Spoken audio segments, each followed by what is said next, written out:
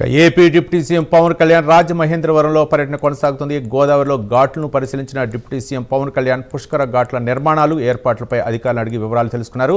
అనంతరం రాజమండ్రి జిల్లా అధికారులు, ప్రజాప్రతినిధులతో సమీక్షా సమావేశం నిర్వహించారు. పుష్కర స్నానాలు మురికి నీటిలో స్నానం కాకుండా పుణ్యస్నానం మంచిగా జరిగిందని భక్తులు భావించేలా చేయాలని పవన్ కళ్యాణ్ సూచించారు.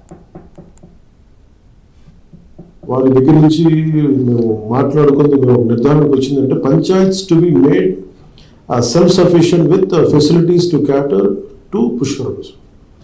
అంటే ఎవరైనా సరే వచ్చి పుష్కరాల్లోకి వెళ్ళాలి అంటే మేజర్ వీటికే కాకుండా చాలా ఆహ్లాదకరమైన వాతావరణంలో పంచాయతీల్లో, దట్టు ఒక 5 స్టార్ రేటింగ్ 4 స్టార్ రేటింగ్ పంచాయతీల్లో మేము గైడ్ చేసి అక్కడే పంచాయతీల్లో హోమ్ స్టే పెట్టి వాళ్ళకి చక్కగా వచ్చి పుష్కర స్నానం చేసి దేవుడికి దర్శనం చేసుకొని అక్కడ వారి పూర్తి కొంచెం సేద తీరి తిరిగి వాళ్ళ గమ్యస్థానాలకు వెళ్ళేలాగా దాదాపు 285 పంచాయతీల్ని గుర్తించాం. దానిని ఎలాగా ఇంకొంచెం మరింత అందాన్ని ఇనుమడింపు చేసేలాగా పుష్కర్ ఘాట్స్ మరింత సౌకర్యవంతంగా ఉండేలా దానికి కూడా పంచాయతీరాజ్ నుంచి ప్రత్యేకంగా నిధులు దానికి ఇవ్వబోతున్నాం. అలాగే మేజర్గా ఇప్పుడు కలెక్టర్ గారితో మాట్లాడుతున్నప్పుడు ప్రియా గారితో, రాజమండ్రి కలెక్టర్ గారు కీర్తి గారితో ఏమొచ్చినట్టు ఇప్పుడు ఇందాక మొత్తం నేను ఈ పరిశీలనకి వెళ్ళినప్పుడు చాలా ప్లాస్టిక్ వ్యర్థాలన్నీ కనిపిస్తూ ఉన్నాయి. మనం ఎంత శుభ్రపరుస్తున్నా కానీ ఎక్కడో చోట నాలాల నుంచి దీని నుంచి వచ్చేయటం, లేదంటే గట్టు నుంచి పడేయటం. దీనికి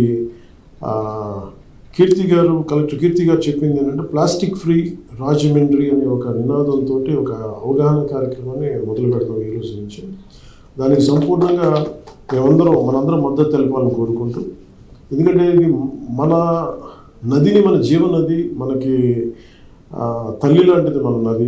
ఆ నదిని మనం కలుషితం చేసుకుంటే మన భవిష్యత్తును మనమే పాటు చేసుకుంటాం. అందుకని మనస్ఫూర్తిగా ఈ రోజు నుంచి ముఖ్యంగా ఉభయ గోదావరి జిల్లాల ప్రజలు ఈ ప్లాస్టిక్ ఫ్రీ అనేదాన్ని మీరు ఒక నినాదంగా తీసుకొని నదులు కలుషితం కాకుండా, ముఖ్యంగా మన తల్లి లాంటి గోదావరి నది కలుషితం కాకుండా కాపాడుకోవాల్సిన బాధ్యత గోదావరి జిల్లాలో ఉన్న ప్రతి ఒక్క పౌరుడికి, ప్రతి ఒక్క తల్లికి, ప్రతి ఒక్క బిడ్డకి బాధ్యతను తెలియజేసుకుంటూ మీరు కూడా నో ప్లాస్టిక్ ఫ్రీ అన్నదానికి మీరు కూడా భాగస్వామ్యం కావాలని మనస్ఫూర్తిగా మేము అందరినీ నేను అభ్యర్థిస్తున్నాను.